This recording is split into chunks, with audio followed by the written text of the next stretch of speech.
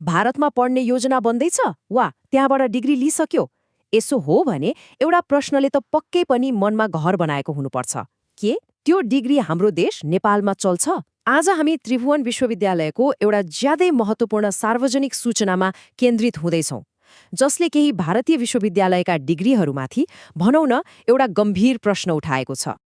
यो प्रश्न वास्तवमा भारतमा पढिरहेका र पढ्न जाने तयारीमा रहेका हजारौं विद्यार्थीहरूको साझा प्रश्न हो। आफ्नो मेहनत, समय र पैसाको यति ठूलो लगानी गरेर पाएको डिग्रीले नेपालमा भविष्य बनाउन सहयोग गर्छ कि गर्दैन भन्ने चिन्ताले धेरैलाई सताएको हुन सक्छ। ल अब ढिला नगरी यो सूचनाले के भन्छ सोझै त्यतै लागौँ है त। आज हामी जे जति कुरा गर्दैछौँ त्यसको मुख्य स्रोत नै यही सूचना हो। यो कुनै हल्ला वा कसैले अनुमान गरेको कुरा होइन। यो त त्रिभुवन विश्वविद्यालयको पाठ्यक्रम विकास केन्द्र अर्थात् करिकुलम डेभलपमेन्ट सेन्टरले निकालेको अफिसियल पत्र हो। त्यसैले यहाँको हरेक जानकारी एकदमै भरपर्दो र तथ्यमा आधारित छ। अब अगाडि बढ्नुभन्दा पहिले एउटा शब्दबारे एकदमै स्पष्ट हुँ: समकक्षता वा इक्विभेलेन्स।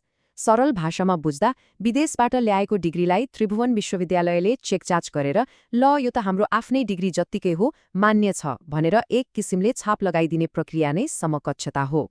यो बिना नेपालमा सरकारी जागिर वा माथिल्लो तहमा पढ्ने कुरा त लगभग असम्भव जस्तै छ। आजको यो विश्लेषणमा हामी खास गरी यी चारवटा विषयमा कुरा गर्नेछौँ।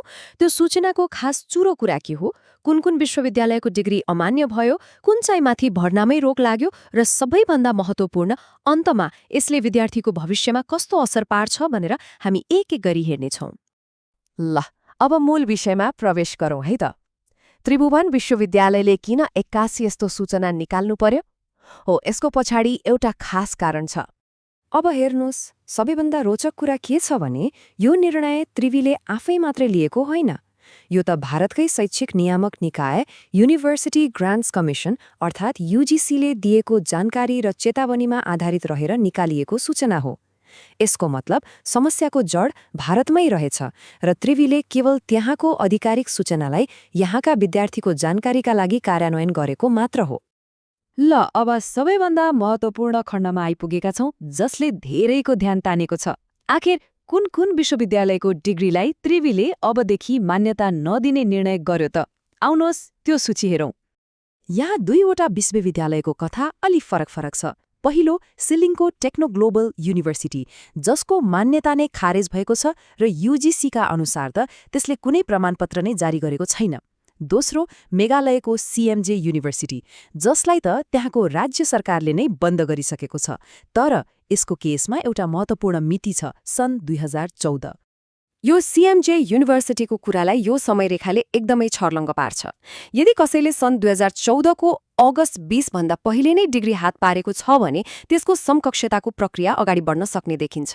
तर सूचनामा स्पष्टै भनिएको छ त्यो मितिपछि जारी भएका कुनै पनि शैक्षिक उपाधिहरू नेपालमा चाहे त्यो उच्च शिक्षा होस् वा सरकारी सेवा, दुवैका लागि पूर्ण रूपमा अमान्य हुनेछन्। कुरा यतिमा मात्रै सकिँदैन। सूचना अनुसार मणिपुरको साङ्गाई इन्टरनेसनल युनिभर्सिटी र झारखण्डको प्रज्ञान इन्टरनेसनल युनिभर्सिटीको मान्यता पनि भारतीय निकायहरूले नै खारेज गरिसकेका छन्। त्यसैले यी विश्वविद्यालयबाट लिएका डिग्रीले पनि नेपालमा समकक्षता नपाउने कुरा स्पष्ट छ। अब एउटा यस्तो विश्वविद्यालयको कुरा गरौँ जसको डिग्री नै अमान्य त भनिएको छैन, तर त्यसमाथि अर्कै किसिमको गम्भीर कारबाही भएको रहेछ। यो विश्वविद्यालय हो राजस्थानमा रहेको श्री जगदीश प्रसाद झाबरमल चिब्रेवाला युनिभर्सिटी। भारतको युजीसीले यसलाई आउँदो सन् 2025 देखि 2030 सम्म अर्थात् पुरै 5 वर्षका लागि कुनै पनि नयाँ विद्यार्थी भर्ना लिन नपाउने गरी रोक लगाएको छ। अब भर्नामै प्रतिबन्ध लाग्नु भनेको त त्यो विश्वविद्यालयको शैक्षिक गुणस्तर र सञ्चालनमा कति गम्भीर प्रश्न उठेको होला आफै अनुमान लगाउन सकिन्छ। ल यति धेरै जानकारीपछि अब यसको निचोड के हो त? यी सबै कुराले विद्यार्थीहरूलाई सिधै कसरी असर गर्छ? आउनुहोस् अब यसको सार निकालौँ। त्रिभुवन विश्वविद्यालयको सूचनाको यो एउटै वाक्यले सबै कुरा स्पष्ट पार्छ। यसमा कुनै तर, यदि भन्ने ठाउँ नै छैन।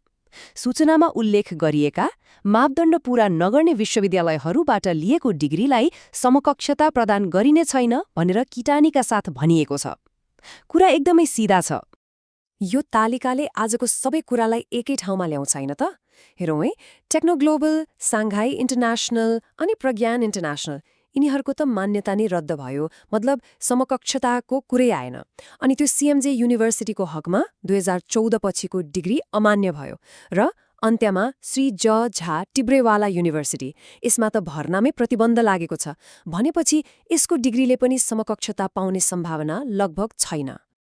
त्यसो भए अबको बाटो के त? सबैभन्दा महत्त्वपूर्ण र व्यावहारिक सल्लाह यही नै हो।